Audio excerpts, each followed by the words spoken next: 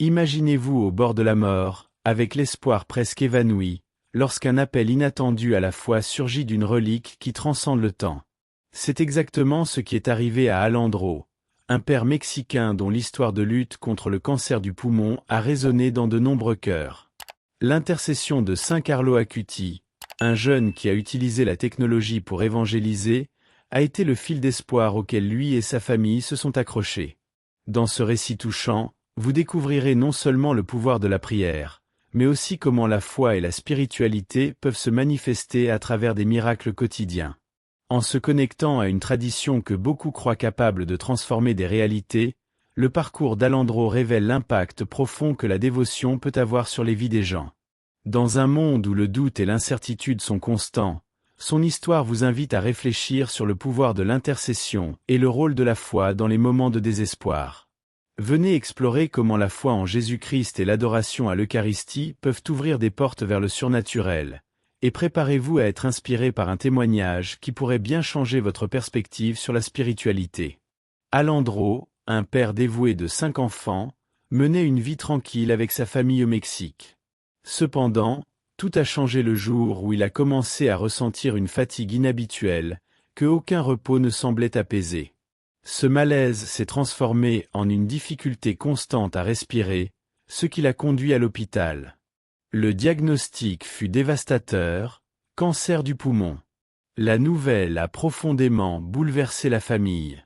Sa femme, Maria, a cherché de la force dans la prière, tentant de trouver des explications dans les enseignements de la Bible, mais la peur les enveloppait, comme une ombre dense et difficile à dissiper. La vie de la famille a pris un nouveau tournant avec le début du traitement.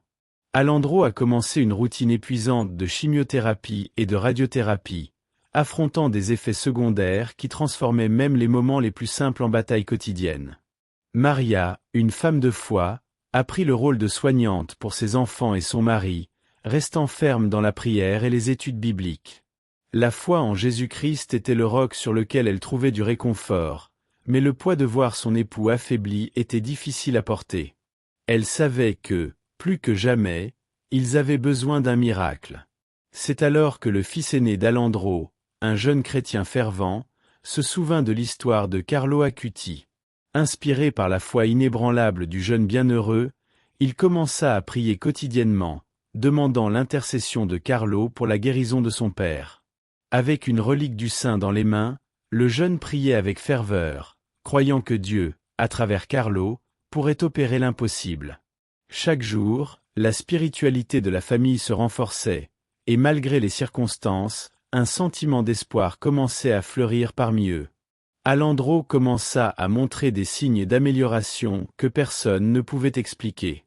Les médecins, qui avaient initialement donné un pronostic sombre, furent surpris par la diminution des marqueurs d'inflammation et la réponse positive au traitement.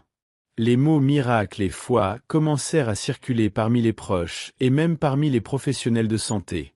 Pour la famille, il ne faisait aucun doute. L'intercession de Carlo Acutis était à l'œuvre, réalisant quelque chose d'extraordinaire. La prière quotidienne s'intensifia, et la présence d'une foi vivante et active devint le pilier émotionnel qui soutenait tous autour d'Alejandro. L'amélioration d'Alejandro l'a conduit à une opération pour retirer la tumeur, un acte qui fut réalisé avec succès. La récupération, qui était attendue comme quelque chose de lent et difficile, se déroula à un rythme accéléré, surprenant même les médecins les plus expérimentés. Maria, qui avait toujours maintenu l'espoir, sentit une vague de gratitude envahir son cœur. Le témoignage de foi de la famille devint encore plus fort, et Alejandro se rétablissait rapidement, tandis qu'il percevait dans ce processus la main de Dieu, Carlo Acutis étant l'instrument de cette intervention divine. Avec Alejandro désormais rétabli, la famille décida qu'il était temps de faire quelque chose de plus. Ils organisèrent une pèlerinage à Assise, en Italie, pour visiter la tombe de Carlo Acutis. Ce n'était pas seulement un acte de remerciement, mais un engagement spirituel à rester ferme dans la foi et l'adoration de Dieu. Pendant la visite, ils se sentaient profondément connectés à Carlo, comme s'il continuait à les guider même après la guérison. Ce voyage non seulement a solidifié la foi de la famille, mais a également ouvert de nouveaux chemins pour leur vie dévotionnelle, où la spiritualité et le christianisme sont devenus plus que jamais le centre de tout. Carlo Acuti, même si jeune, a su percevoir le potentiel de la technologie comme peu de sa génération. Il a réalisé que l'Internet, souvent critiqué pour sa superficialité, pouvait être un outil puissant pour le christianisme. Ainsi, il créa un site qui cataloguait des miracles eucharistiques, utilisant sa passion pour la technologie afin de connecter la foi de nombreuses personnes à travers le monde. Plutôt que de s'isoler dans le réseau, Carlo transforma cet espace numérique en une véritable église virtuelle, où l'Évangile et les enseignements de Jésus-Christ prenaient de nouvelles formes pour toucher les jeunes chrétiens. Ce projet de catalogage des miracles n'était pas simple. Carlo consacra des heures d'études et de prière pour rassembler des informations précises, révisant des témoignages de foi et des faits historiques capables de toucher profondément les cœurs. Il savait qu'il ne suffisait pas d'évangéliser, mais qu'il fallait le faire avec vérité et clarté. Pour lui, chaque ligne tapée sur son site était une forme de louange et d'adoration, comme s'il prêchait un sermon à des milliers de personnes. Et il le faisait effectivement. L'impact de son travail atteignait des jeunes à travers le monde, inspirant beaucoup à renouveler leur spiritualité et à se reconnecter à l'Église. La leçon que Carlo nous laisse est claire. Là où beaucoup voient une distraction, il vit une opportunité de culte. Son héritage nous enseigne que ce n'est pas l'outil qui définit l'impact, mais la façon dont nous l'utilisons pour la gloire de Dieu. Même à l'ère moderne, la foi et la prière peuvent trouver de nouveaux moyens de se diffuser. Il nous rappelle que la véritable spiritualité peut coexister avec la modernité, et que Jésus-Christ peut être présent tant dans un sermon traditionnel que sur un écran d'ordinateur. Carlo Acuti avait tous les atouts à sa disposition pour se démarquer parmi les autres jeunes. Il était talentueux en technologie, venait d'une famille aisée et possédait une intelligence supérieure à la moyenne. Mais ce qui le différenciait réellement, c'était son humilité, une vertu rare, surtout pour quelqu'un de son âge et de sa condition. Il ne se vantait jamais de ses capacités, n'utilisait jamais ce qu'il avait pour paraître supérieur. Au contraire, il voyait chaque talent comme un don de Dieu et croyait que le plus important était de mettre ses dons au service de la foi et des autres. Malgré tout ce qui l'entourait, Carlo se comportait comme n'importe quel autre jeune chrétien, participant à des études bibliques et à des cultes sans jamais attirer l'attention sur lui. Il comprenait que le véritable christianisme ne résidait pas dans les apparences, mais dans le cœur et dans les actions silencieuses. Son louange à Dieu ne se faisait pas à haute voix pour être remarqué, mais à travers des gestes de bonté et de prière, montrant que la grandeur d'une personne ne réside pas dans ce qu'elle possède, mais dans la façon dont elle vit sa foi et partage l'amour de Jésus-Christ avec les autres. Carlo nous enseigne que, dans un monde si rempli d'exhibitionnisme et d'égoïsme, l'humilité est le chemin vers la véritable adoration. Sa vie fut un constant témoignage de foi, où la religion n'était pas une pratique extérieure, mais une dévotion intérieure, réfléchie dans chaque petit acte. Il nous inspire à rechercher la simplicité de l'âme, se rappelant que la véritable spiritualité n'a pas besoin de grands gestes, mais d'une âme engagée dans la prière et le service. Et c'est cette même humilité qui fait de lui un exemple éternel de sainteté pour les jeunes chrétiens. L'héritage de Carlo Acuti pour les jeunes va bien au-delà de sa courte vie. Il est devenu un phare pour tous ceux qui désirent suivre le chemin de la foi dans un monde de plus en plus numérique et séculier. Carlo a montré qu'il est possible de concilier modernité et spiritualité, vivant pleinement dans les deux dimensions. Il utilisait Internet pour partager son amour pour Jésus-Christ, mais ne laissait jamais les distractions de la technologie l'éloigner de son adoration. Son exemple prouve que les jeunes peuvent, et doivent, intégrer leur foi dans leurs activités quotidiennes. Les témoignages de foi provenant de jeunes inspirés par Carlo continuent de croître. Beaucoup, touchés par son histoire, trouvent dans les études bibliques et la prière un chemin pour renouveler leur relation avec Dieu.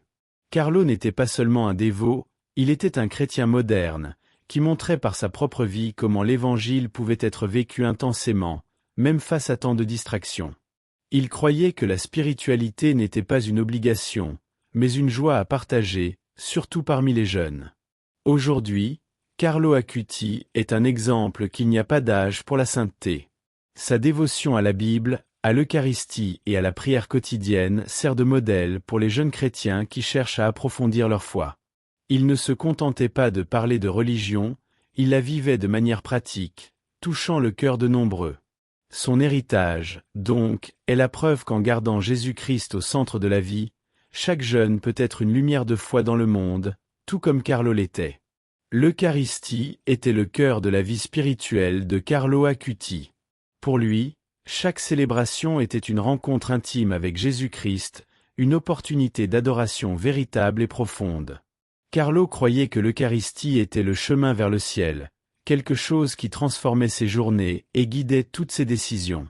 Il ne voyait pas ce sacrement simplement comme une tradition de l'Église, mais comme un miracle vivant, accessible à quiconque souhaitait se rapprocher de Dieu. Sa dévotion à l'Eucharistie le façonnait dans chaque aspect de sa vie, inspirant les autres à emprunter le même chemin d'adoration. Pour Carlo, l'Eucharistie était une source inépuisable de force spirituelle. Il se préparait à la recevoir avec prière et dévotion, transformant chaque messe en une expérience unique. Au cours de sa courte vie, il avait à cœur de visiter diverses églises et lieux saints, documentant des miracles eucharistiques à travers le monde, prouvant que la présence du Christ était réelle et tangible.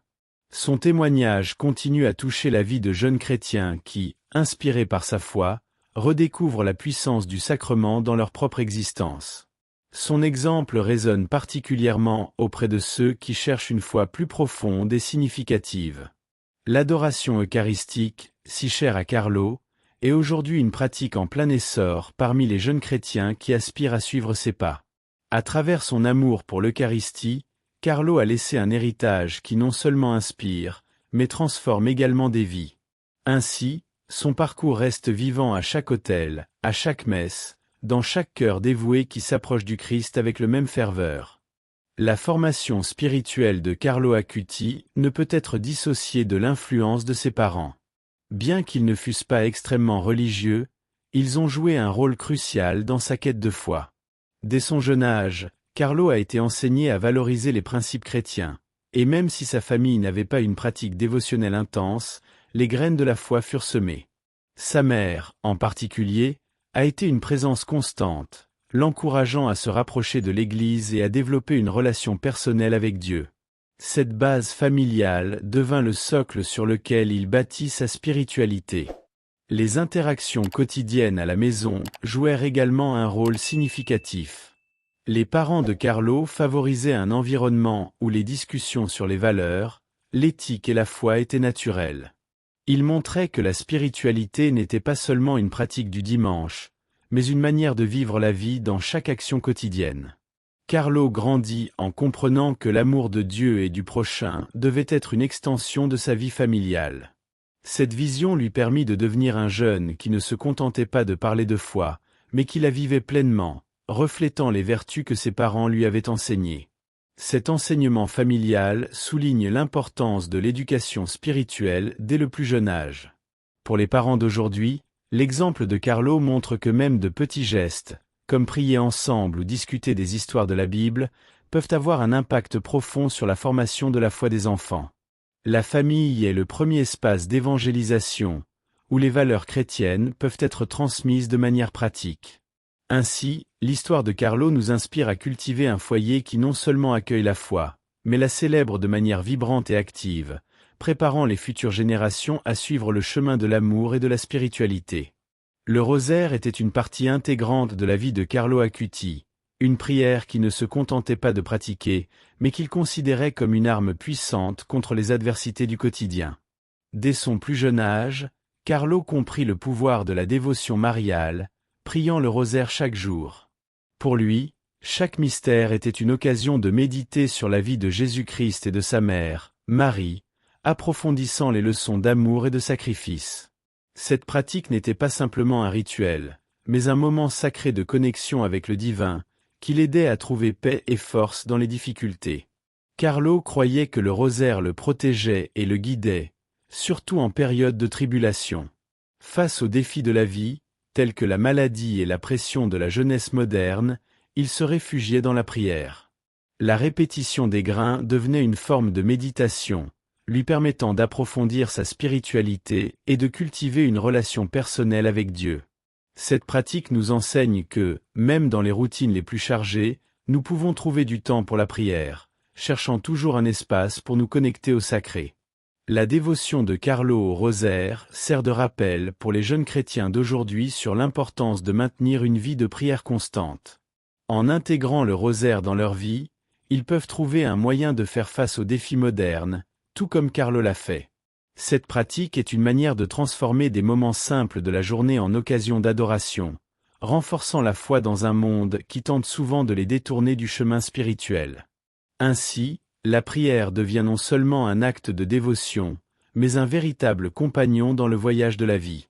Les miracles attribués à Carlo Acuti après sa mort sont des témoignages puissants de son intercession et de la foi qu'il a inspirée chez beaucoup. Depuis la reconnaissance de sa sainteté, de nombreuses guérisons inexplicables ont commencé à survenir, laissant à la fois médecins et fidèles perplexes. Ces histoires de miracles révèlent non seulement la profondeur de la foi des dévots, mais aussi la croyance que Carlo reste actif dans le monde spirituel, et dans ceux qui l'invoquent dans la prière. Ces témoignages servent de confirmation que la spiritualité de Carlo transcende la vie, offrant espoir et renouveau à de nombreux cœurs. Les récits de guérison sont variés et touchants. Certains témoignages parlent de personnes qui, après avoir prié en demandant l'intercession de Carlo, ont connu des améliorations inexplicables dans des conditions de santé qui semblaient sans solution. Ces narrations ont le pouvoir d'inspirer et de renforcer la foi de beaucoup, leur rappelant que la prière peut produire des résultats tangibles. Pour les jeunes chrétiens, ces miracles sont une preuve concrète que la foi peut être vécue de manière réelle et vibrante, les invitant à se connecter à la spiritualité de manière plus profonde. La jeunesse de Carlo Acuti a été marquée par un environnement qui a façonné profondément sa dévotion et sa spiritualité. Né le 3 mai 1991 à Londres et élevé à Milan, Carlo a grandi entouré d'amour et de valeurs chrétiennes. Ses parents, André et Antonia, bien qu'ils ne fussent pas profondément religieux, ont toujours encouragé le dialogue sur la foi et la spiritualité. Cela a créé un espace sûr où Carlo pouvait explorer ses croyances et comprendre l'importance de Dieu dans sa vie. Dès son plus jeune âge, Carlo a manifesté une curiosité insatiable pour les histoires de la Bible. Il passait des heures à écouter les témoignages de sa grand-mère, fervente catholique. Ces récits non seulement captivaient son imagination, mais semaient aussi en lui l'idée que la foi était quelque chose de vivant, capable d'impacter directement la vie des gens. Les visites régulières à l'église et les cultes familiaux sont devenus une routine, intégrant ainsi la spiritualité dans son quotidien. Cette connexion intime avec l'église l'a conduit à vivre l'Eucharistie avec une dévotion qui impressionnait ceux qui l'entouraient. De plus, Carlo ne se contentait pas de pratiquer sa foi uniquement lors des moments d'adoration. Depuis son enfance, il a manifesté une préoccupation sincère pour les nécessiteux. Souvent, il organisait de petits gestes de charité, comme collecter des aliments pour les moins fortunés. Ces actes de bonté reflétaient sa compréhension que la véritable spiritualité se manifeste par des actions concrètes. Sa foi n'était pas simplement un ensemble de croyances, c'était une force qui le poussait à agir en faveur des autres. Ainsi, les premiers pas de Carlo dans la foi, enraciné dans une famille aimante et dans des expériences vécues, ont façonné un jeune homme dont la vie serait dédiée à propager le message de l'Évangile, inspirant les générations futures. L'influence de la technologie sur la spiritualité moderne est un phénomène fascinant qui transforme la manière dont les jeunes se connectent à la foi. Dans un monde où les smartphones et les réseaux sociaux dominent, la technologie se présente non seulement comme un moyen de communication, mais aussi comme un puissant outil pour promouvoir la spiritualité.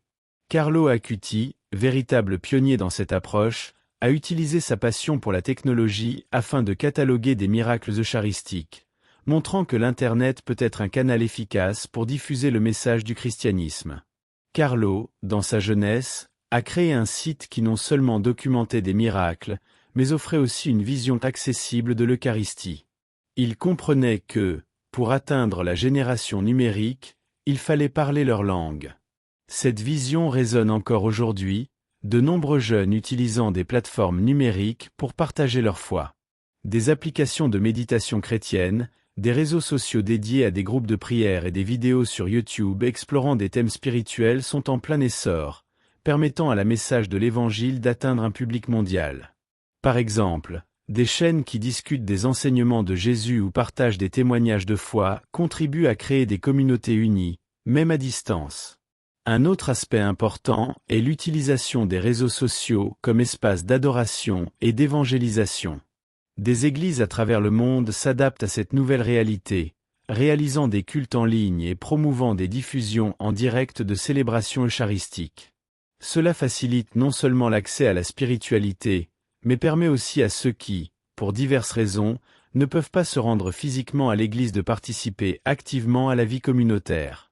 De plus, la possibilité d'interagir avec des contenus chrétiens sur les réseaux sociaux crée un environnement propice aux discussions sur la foi, les doutes et les témoignages, favorisant ainsi un sentiment d'appartenance. La technologie, lorsqu'elle est utilisée avec intention et objectif, peut donc renforcer la connexion des jeunes avec leur spiritualité. En suivant l'exemple de Carlo Acuti, beaucoup réalisent que la foi n'a pas besoin d'être une expérience isolée. Elle peut être vécue et partagée de manière vibrante dans le monde numérique. Cette synergie entre technologie et spiritualité n'enrichit pas seulement la vie de ceux qui la pratiquent, mais elle élargit aussi les horizons de la foi, invitant davantage de personnes à embarquer dans leur propre voyage spirituel. Ainsi, la conversation sur la manière dont la technologie peut servir la spiritualité se poursuit, défiant chacun à trouver des moyens créatifs d'exprimer et de partager sa foi dans le monde contemporain. Ce parcours de foi précoce a non seulement préparé Carlo aux défis à venir, mais il a également posé les bases de son rôle en tant que l'un des saints les plus inspirants du XXIe siècle. Carlo Acuti nous enseigne que la spiritualité peut être cultivée dès l'enfance, dans un foyer qui valorise la foi et l'amour du prochain. Et ainsi, l'histoire de sa jeunesse continue de résonner, invitant chacun à réfléchir à la manière dont ses propres expériences façonnent sa spiritualité et son engagement envers la foi. L'héritage de Carlo Acuti s'étend au-delà de sa vie. Il continue de toucher des cœurs et de transformer des vies par le biais des miracles qui lui sont attribués. Chaque histoire de guérison n'est pas seulement un témoignage de son intercession, mais une invitation pour nous tous à approfondir notre propre relation avec Dieu. En cherchant l'intercession de Carlo, les jeunes sont encouragés à reconnaître que, même dans les moments de doute, la foi peut mener à des transformations extraordinaires. Ainsi, le parcours de Carlo et sa spiritualité nous enseignent que la connexion avec le divin est une force capable, en effet, de déplacer des montagnes. L'histoire d'Alandro et son parcours de foi nous enseignent que, même dans les heures les plus sombres, l'espoir peut renaître à travers la prière et la dévotion. Face à des défis, avez-vous déjà pensé à la manière dont vous pourriez appliquer ces enseignements dans votre vie? Quelles pratiques spirituelles pourriez-vous intégrer dans votre quotidien pour renforcer votre connexion avec Dieu? Il est temps de réfléchir et d'agir, en cherchant à vivre une foi active et vibrante. Si vous vous êtes senti inspiré, n'oubliez pas de vous abonner à notre chaîne et d'activer les notifications. Rejoignez-nous dans ce voyage de croissance spirituelle et découvrez comment la foi peut transformer des vies. Explorons ensemble davantage de témoignages de foi et la force de la spiritualité dans nos jours.